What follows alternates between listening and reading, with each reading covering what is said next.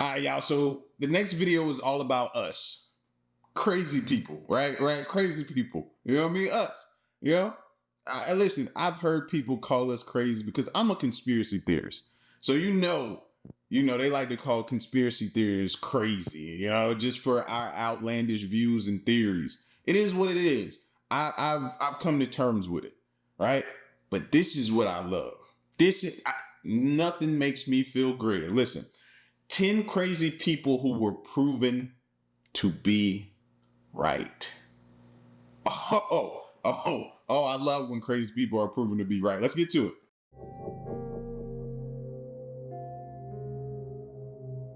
Labeled as misfits, heretics, and outcasts are some of the world's most notable historical figures who ended up being right. But it's their stories that beg the question: what other historical figures have had their work covered up by an accepted narrative? Number 10. Kotoku Woma's political career began in the post-war era, a period of change and growth. It was Kotoku, the 10-time elected mayor, who would lead Fudai, a village in Japan, through such progress. The village, relying on fishermen and tourists, found itself nestled just over 300 miles away from Tokyo.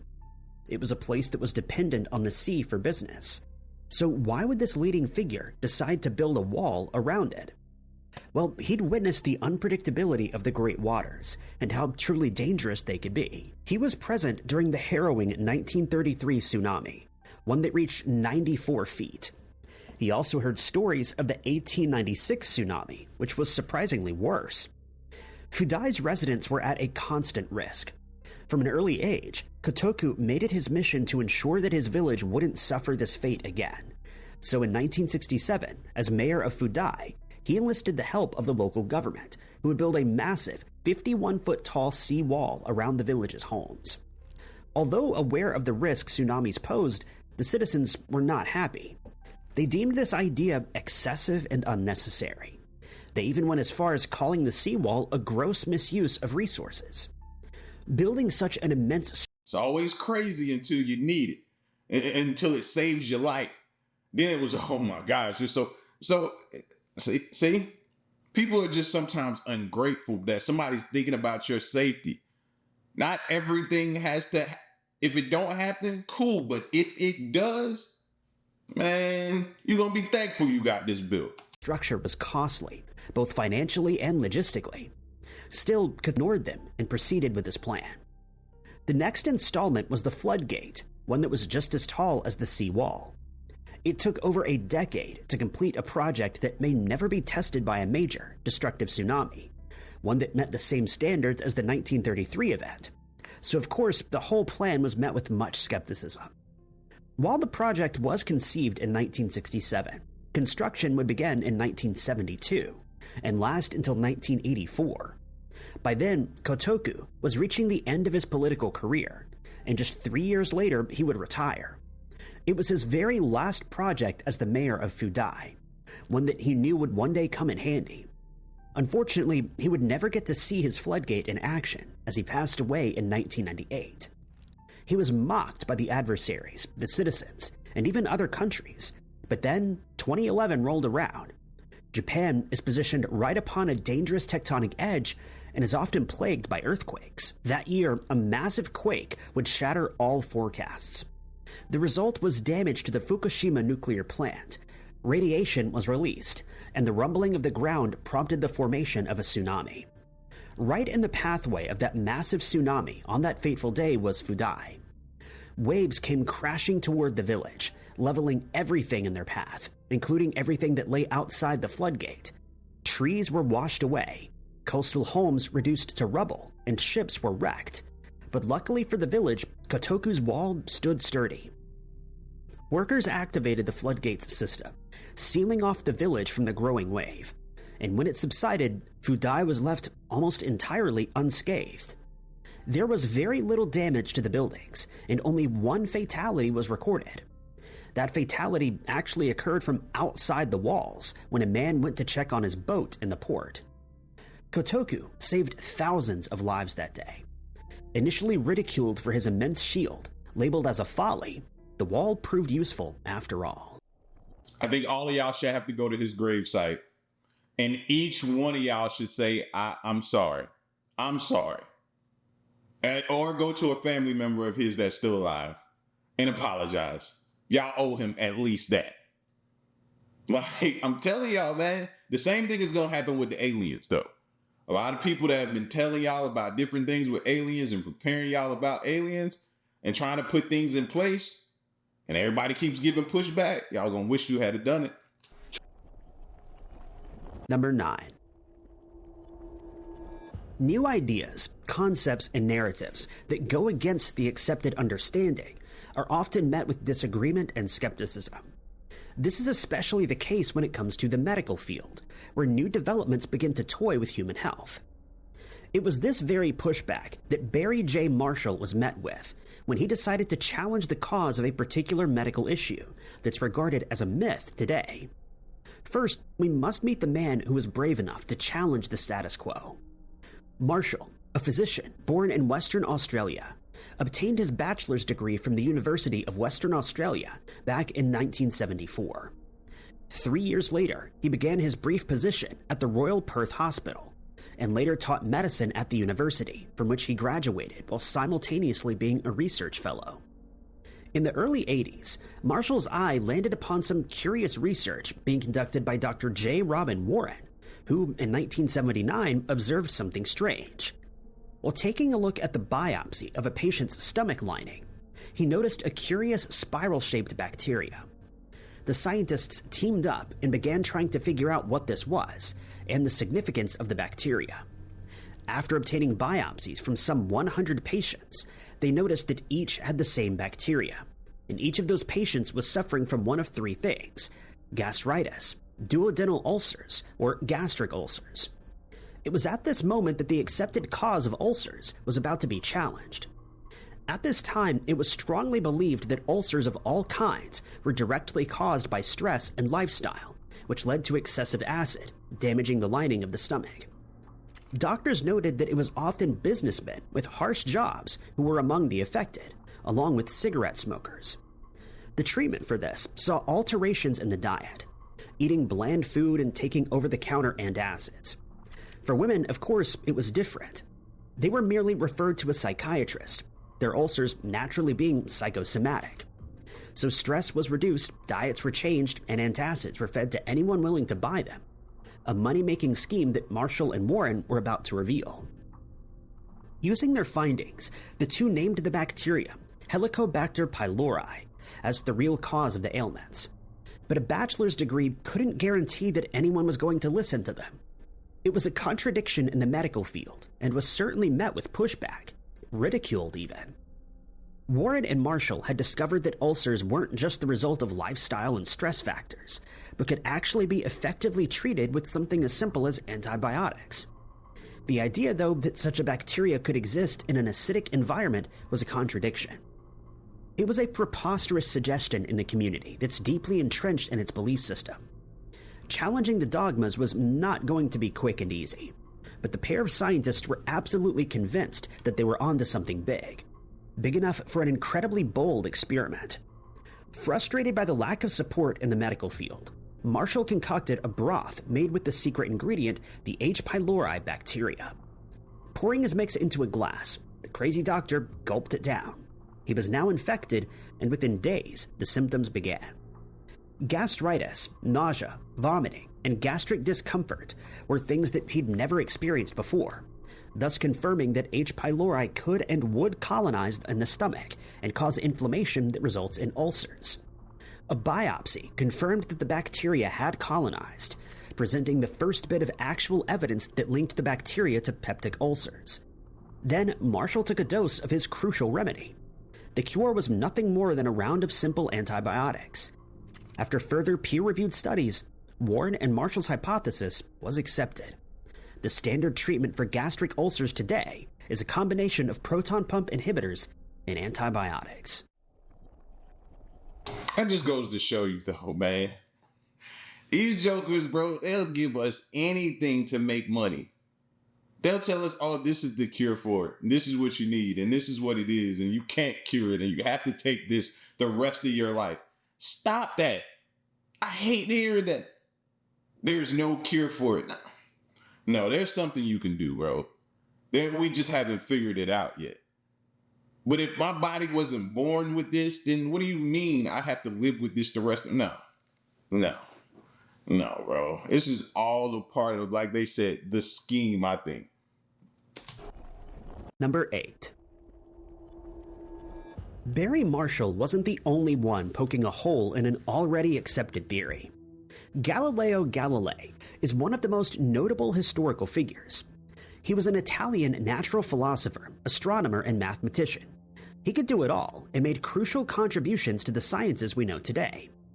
His formulation of inertia, parabolic trajectories, and the use of experimentation to discover the facts about nature, as well as his discoveries with the telescope, are all part of the modern world.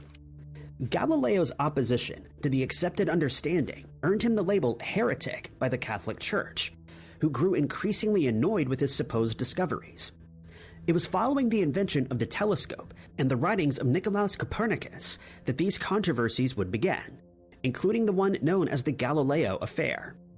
Copernicus had proposed a bizarre idea, known as the heliocentric theory. The concept refers to the position of Earth in conjunction with the Sun. More specifically, it challenged the idea that Earth was the center of the entire universe, and that everything else revolved around us. The heliocentric theory suggested that it was the Sun that was truly the center of it, and that Earth, along with its planets, was circling it. But this narrative would disqualify us humans from selfishly being at the heart of it all.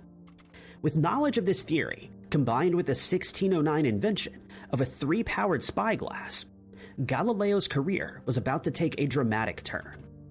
After getting his hands onto one such device, he created improvements to it and produced increasingly powerful telescopes. He soon began to jot down the phases of the moon, new stars that weren't visible thanks to the naked eye, and Jupiter that had 4 moons revolving around it. They were earth-shaking and narrative-shattering discoveries.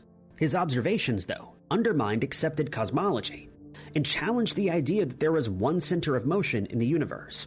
And that still goes for today as well. Like, a lot of theories or different things that we think we know right now are going to get changed. These things are going to, we should be challenging them now. They're going to be changed because the more we find out, the more it's going to change and alter what we thought about history or our place in the universe or the galaxy.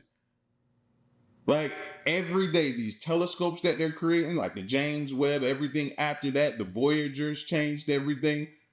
Like, every time we get a new piece of equipment to send out into space to gather information, it alters and changes the way we look at things and what we thought about history and our place in the universe.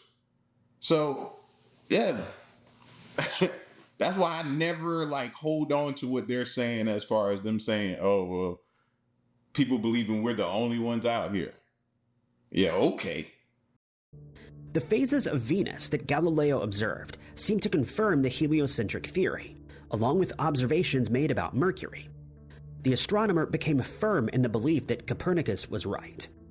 Galileo took his work to the Catholic Church, the most important authority of the era, but the clerics were in disbelief and named him a heretic, one who was contradicting the veracity of Holy Scriptures.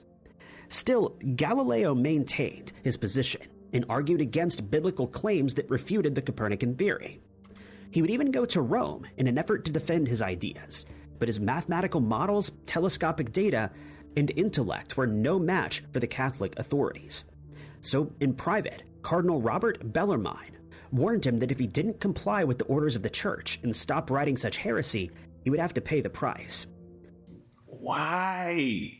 Why does going against conventional wisdom mean that you have to either be arrested or something has to be done to you? You have to be exiled. Why do they fear and hate what they don't understand? I don't understand that. Why are you deemed a threat? Just because you think differently and you challenge conventional wisdom. Why is that? And it goes so far back. And it's still happening today. let you think something very different or out the way. You're deemed crazy and all these other kind of different things. It was the 17th century in Italy, and Galileo knew he had no choice. He had to accept the Catholic Church's declaration that the theory of the Earth revolving around the sun was false. The decree named the Index of Prohibited Books not only listed that theory, but also banned Catholics from reading any of Copernicus's books. Although this decree was in place, Galileo continued his work in secret until 1633, when he was tried and found guilty of vehement suspicion of heresy, and so continued the infamous Galileo affair. Then, miraculously, following the conclave that instituted Pope Pius VII to the throne in 1822, the decree by the Sacred Congregation of Inquisition was approved, allowing the printings of books that advocated for the theory that Galileo was hell-bent on. Several books pertaining to both the astronomer and Copernicus were banned. It was that year that the final say-so in regards to the heliocentric theory was made. The Catholic Church, through further investigation and studies, declared that the Earth does revolve around the sun, and that the sun was at the center. In 1992, Pope John Paul II formally acknowledged that the Church had persecuted Galileo unfairly. He was not a heretic after all. Number 7.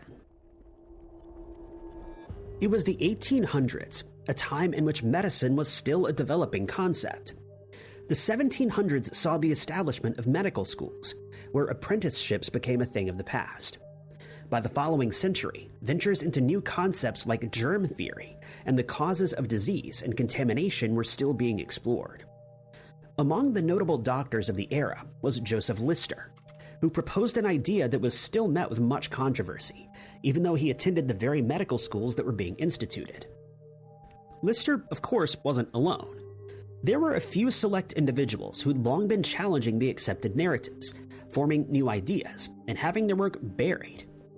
It was during the 19th century when successful operations and treatments were underway.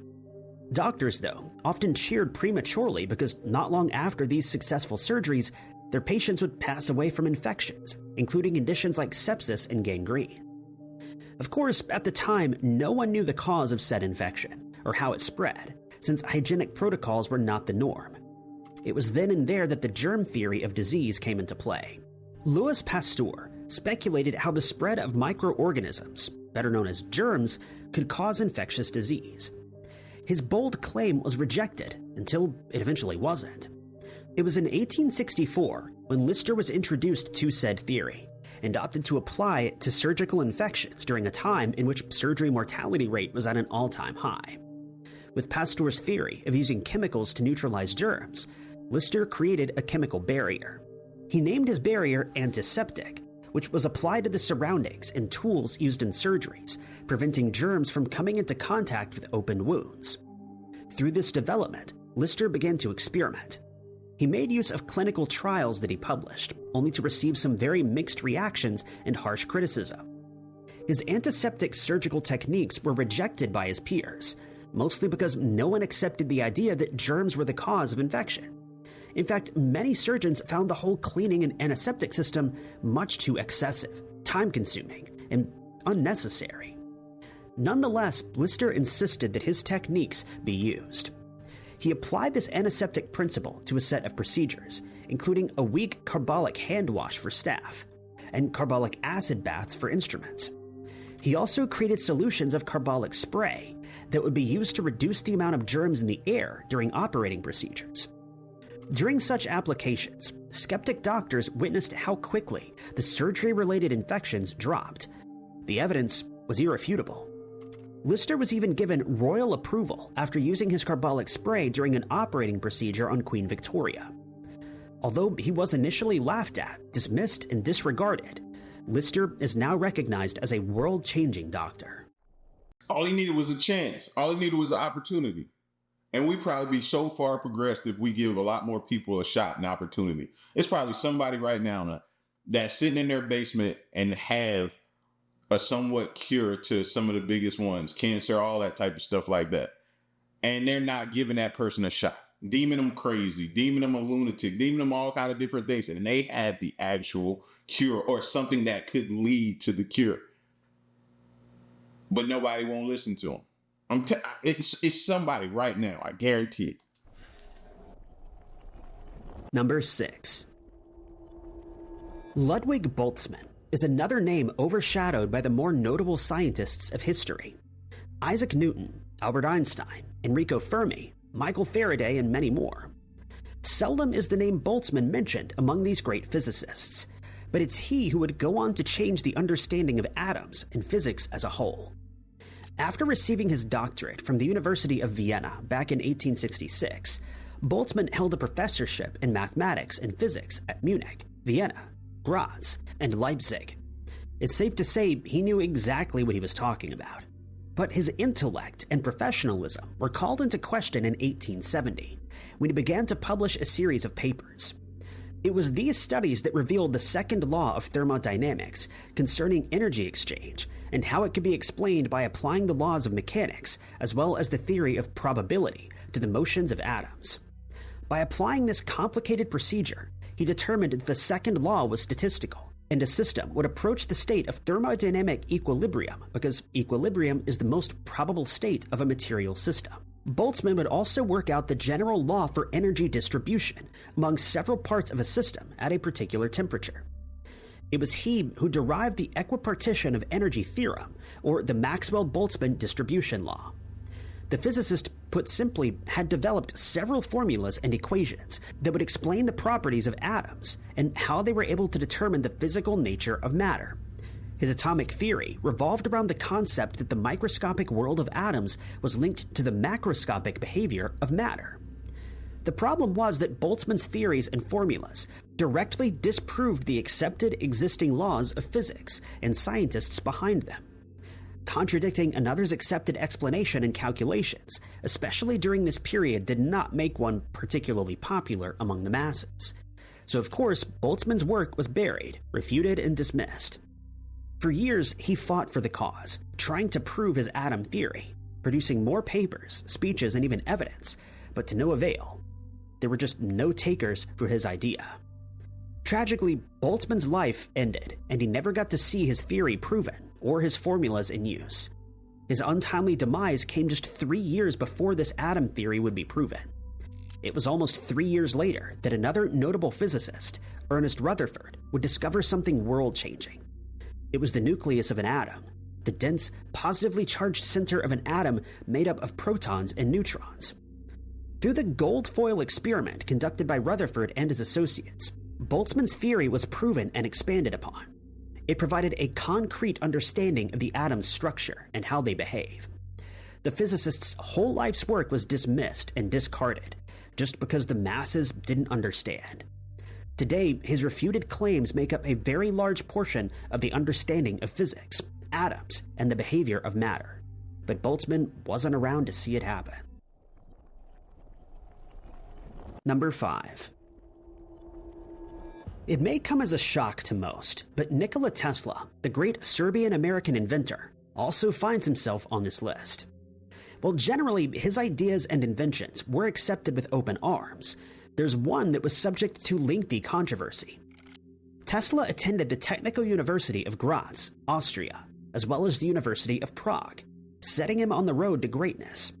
While at Graz, he would see the Gramme dynamo, operating as a generator and in reverse as an electric motor. It was there that he came up with the idea of using alternating current. While in Budapest, he would visualize the principle of the rotating magnetic field and develop the physical manifestations of an induction motor, allowing him to get one step closer to his utilization of alternating current. After having worked for the Continental Edison Company in 1882, Tesla constructed his first induction motor, and 2 years later he was sailing to America. After arriving in New York, he would find his first employment with none other than Thomas Edison. These two great inventors were both unmistakable from different backgrounds, and their invention methods were greatly divided. It was inevitable that they would separate. Edison's direct current systems found themselves in a head-to-head battle against Tesla's polyphase system of alternating current, which saw patents for dynamos, transformers, and motors. A power struggle between the two created an irreparable rift. It was the beginning of the War of the Currents. Edison's invention of a current that runs continually in a single direction saw some flaws, but at the time it was the only electricity in use across the United States. One issue was that direct current isn't easily converted to higher and lower voltages. Tesla's alternating current, though, had created a solution to this issue. Tesla promoted his inventions, revealing how his innovations could transmit power over longer distances. His creation was far more efficient for a widespread system, allowing the transmission of electricity over such distances with minimal energy loss. This, of course, threatened Edison's financial empire, and so he began a campaign to discredit alternating current.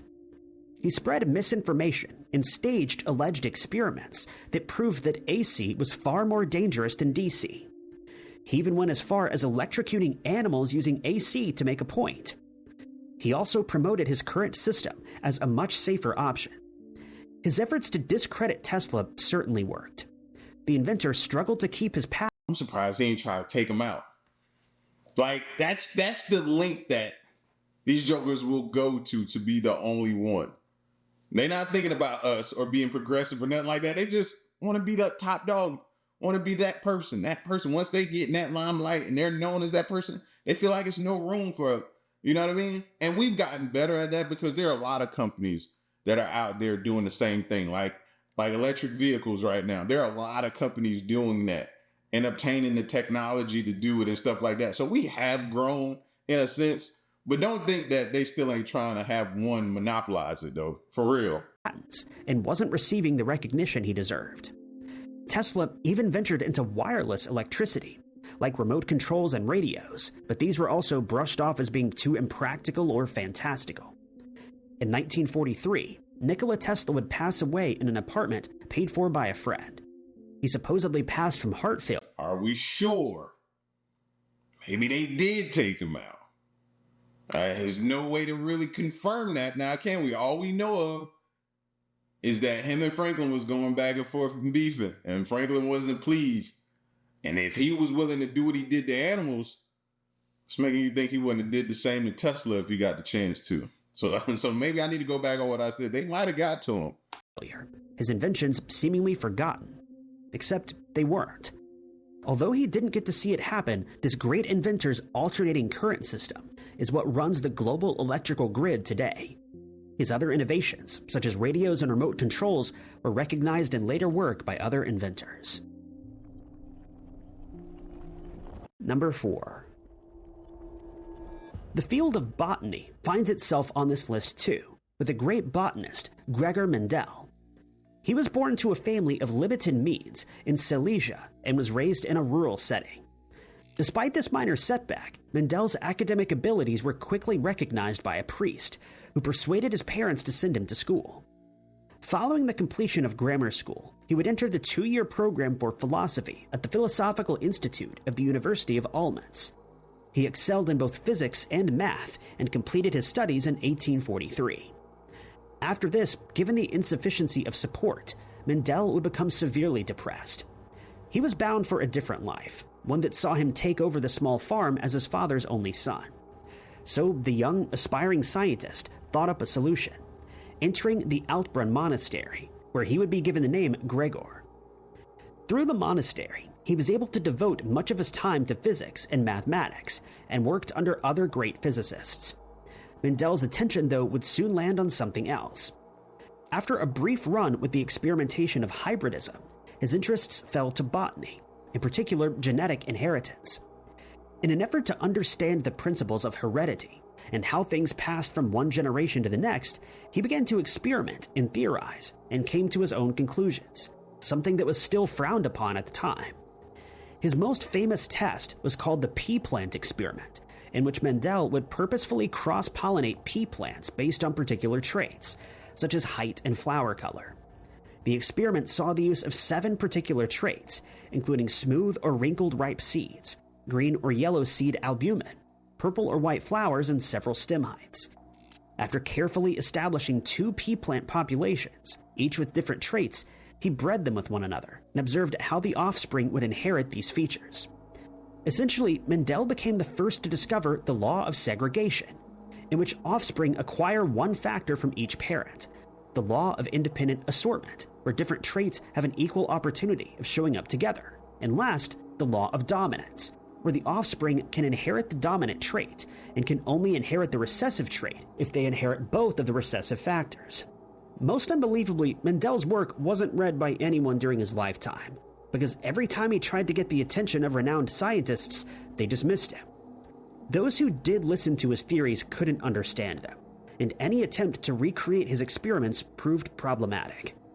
Mandel had even sent his work through a letter written in German to Charles Darwin, who of course didn't read it. If he had, the connection between evolution by natural selection and genetic hereditary would have been made. The botanist passed away in 1884, leaving the world with no significance to his name. But then in 1900, his work was rediscovered by Karl Corwins, Hugo de Vries, and Enrich von Schermach, each from different countries. After applying and improving upon Mandel's work, they came to the same conclusions, and today, the man who passed away as an unimportant botanist is now revered as the father of genetics. Number 3. When looking into the strange ideas brought forth by Marshall McLuhan during the 60s, it's easy to see why everyone labeled him as crazy. He thought up some seriously obscure things, like technology acting as an extension of our senses and nervous system. He also had some strange theories on media, leading him to be labeled as just that, a theorist. I wish he was around to hear about Neuralink right now, Dad. Then he was way ahead of his time if he was thinking about stuff like that. Marshall was a Canadian communications theorist and educator who had a pretty controversial view on the influence of technology on humans. Associated with the University of Toronto, Marshall became a full professor of English literature and began publishing several books. Among them was The Gutenberg Galaxy, The Making of a Typographic Man. This was the first of many to examine the same topic. He also wrote Understanding Media, The Extensions of Man and City as a Classroom, all of which portrayed a bizarre view. Marshall surmised that the potent influence of technology, such as television, computers, and electronic disseminators of information, was shaping the styles of human thought. Particularly, these concerned art, science, sociology, and religion. He believed that the interconnections through technological means would turn the world into a global village, manifesting through the advent of the internet. Marshall suggested that human history would be divided into 4 chapters: the acoustic age, the literary age, the print age, and the new electronic age. Of course, the whole internet concept being as advanced as it is today was not something many thought would happen in the 60s, leading Marshall to be named the crazy pop culture speculator. It wasn't until much later that his significance was truly recognized. The technological era had erupted. Those villages he spoke about manifested in the form of Facebook, Twitter, and even Google. His declaration of technology controlling us has been proven in modern times, and how companies are benefiting from our use of these devices, our privacy being directly threatened. In addition to Marshall's predictions, he even suggested that technology was going to affect the human brain and mind in terms of the thought process. Modern studies have once again revealed just how right he was. Number 2. The name Rose McGowan may sound eerily familiar.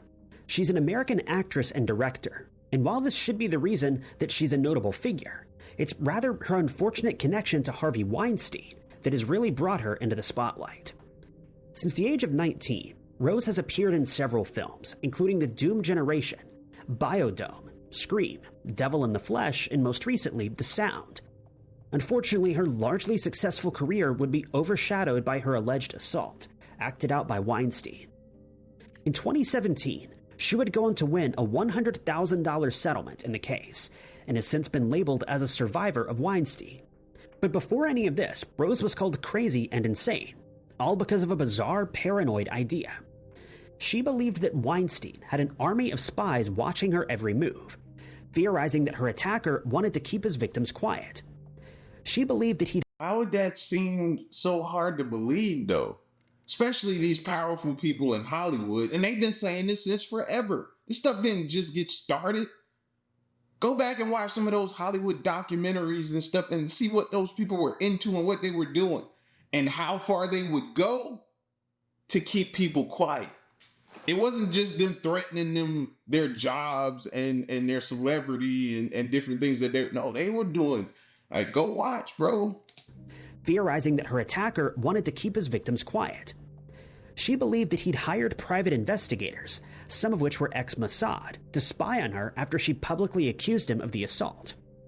Among her accusations, she suggested that a spy was even hired to steal her memoir, the piece of writing in which she detailed the abuse she had endured in Hollywood. It seemed like nothing but paranoid delusions, and without evidence of such a thing taking place, many looked the other way. Although she was labeled as crazy, Rose refused to remain quiet, seemingly placing her in the line of fire.